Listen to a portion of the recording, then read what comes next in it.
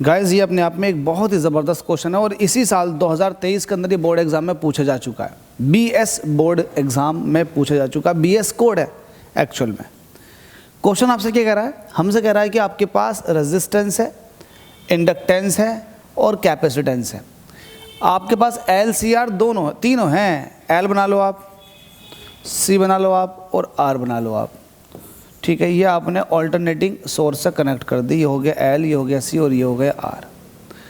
आपसे कह रहा है the frequency of the alternating current source is an. जो भी सोर्स लगाया उसने फ्रीक्वेंसी एन है उसके पास। ठीक है, अब हमसे कह रहा है कि एंड रेजोनेटिंग फ्रीक्वेंसी जो है वो एन आर है। तो रेजोनेटिंग फ्रीक्वेंसी आप याद रखना, रेजोनेटिंग फ्रीक्वेंसी कितनी है? ये है एन आर। रेजोनेटिंग फ्रीक्वेंसी वो है जिस पर रेजोनेंस होती है सर्किट के अंदर। ठीक है, हमसे कह रहा है under which condition does the current lag behind the voltage. Current क्या होनी चाहिए? लैग होनी चाहिए। किससे होनी चाहिए? वोल्टेज से। वोल्टेज से करंट पीछे किसके केस में होती है? अगर आपको रेजिस्टेंस दिखाऊं तो रेजिस्टेंस में वोल्टेज और करंट दोनों सेम डायरेक्शन में, दोनों सेम फेज में। कैपेसिटर के अंदर करंट 90 डिग्री लीड करती है वोल्टेज से। इंडक्टर के अंदर करंट जो है वोल्टेज से 90 डिग्री लैग करती है। तो आपके पास इंडक्टर का केस ऐसा है जिसमें करंट जो है वो लैग करती है वोल्टेज से। तो आपको यहाँ यही दिखाना है, करंट जो है वो लैग करनी चाहिए वोल्टेज से।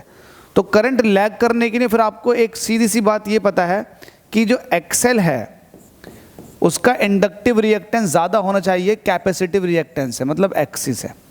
एक्सेल अगर एक्सिस से ज़्यादा होगा तो जाहिर सी बात है ये डोमिनेट करेगा एक्सेल। अच्छा, एक्सेल क्या होता है? ये होता है ओमेगा एल। और एक्सी क्या होता है? ये होता है 1 ओमेगा सी। ओमेगा को यहाँ भेज दो, ओमेगा स्क्वायर ग्रेटर देन हो जाएगा 1 एल सी। ओमेगा स्क्वायर है, स्क्वायर इधर को भेजोगे तो स्क्वायर रूट में, तो ओमेगा इज इक्वल टू हो जाएगा 1 स्क्वायर रूट एल सी।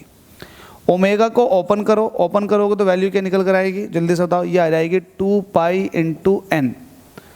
ये ग्रेटर देन होना चाहिए 1 स्क्वायर रूट एल सी से।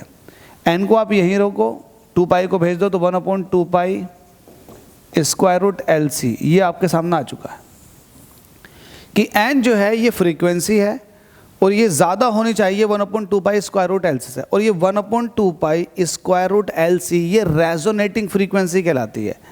तो एन जो हो जाएगा वो एन आर से क्या होना चाहिए? ग्रेटर होना चाहिए। एन जो है वो एन आर से ग्रेटर होना चाहिए। अगर ऐसा है तब उस केस में करंट जो है वोल्टेज से लैग करेगी। तो आपसे यही तो पूछा गया था कि करंट लैग करना चाहिए।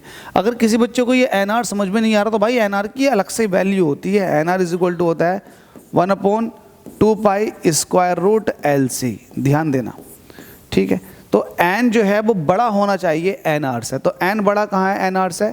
ऑप्शन नंबर डी के अंदर। तो ये ऑप्शन नंबर डी करेक्ट हो गया। 2023 मतलब इसी साल जनवरी फरवरी मार्च में जो एग्ज़ाम हुए थे बच्चों के, स्टेट बोर्ड वालों के, सीबीएसई वालों को, तो वो क्वेश्चन पूछा, ये क्वेश्चन उसी बोर्ड में पूछा गया था। तो ध्यान रखें, क्वेश्चन अच्छा है, प्रैक्टिस करें, जाने बारीकी से। अगर कमेंट्स करना चाहें तो कमेंट कर दें अगर समझ में नहीं आए तो, और समझ में आ जाए, मज़ा भी आ जाए तो वीडियो को जितना हो सके उतना शेयर करें, सपोर्ट करें।